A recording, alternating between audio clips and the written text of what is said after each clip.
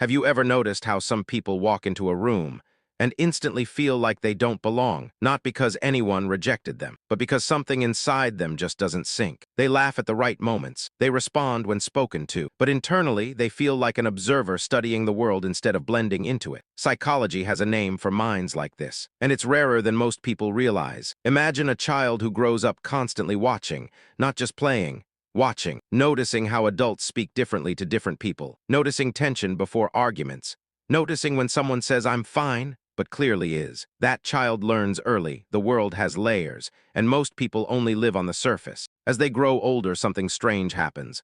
They don't crave attention, they crave understanding. They don't chase popularity, they chase meaning. And small talk, it feels like mental static, because their brain doesn't process life in straight lines.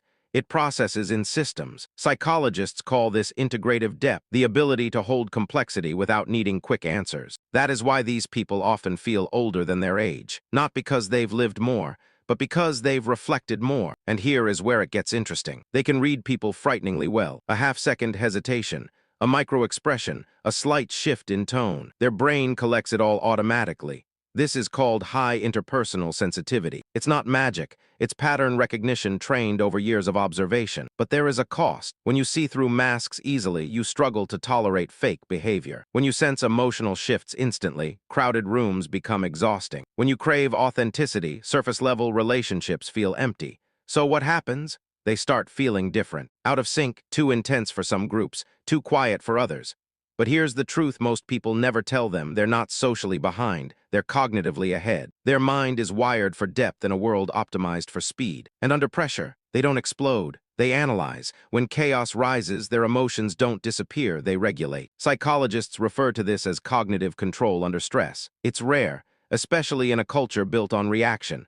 If you've recognized yourself in this, you're not broken, you're not strange, and you're definitely not alone.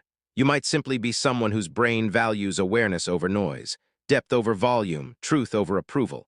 And that kind of wiring, it's uncommon, but it's powerful. Because once you understand how your mind works, you stop trying to shrink it, and you start using it. If this felt uncomfortably accurate, stay here. Because the more you understand your psychology, the less different you'll feel. If you're someone who values depth over noise, if you'd rather understand yourself than impress strangers, then this channel is for you. Subscribe. Not for motivation, not for trends, but to keep sharpening the kind of mind most people never take the time to develop.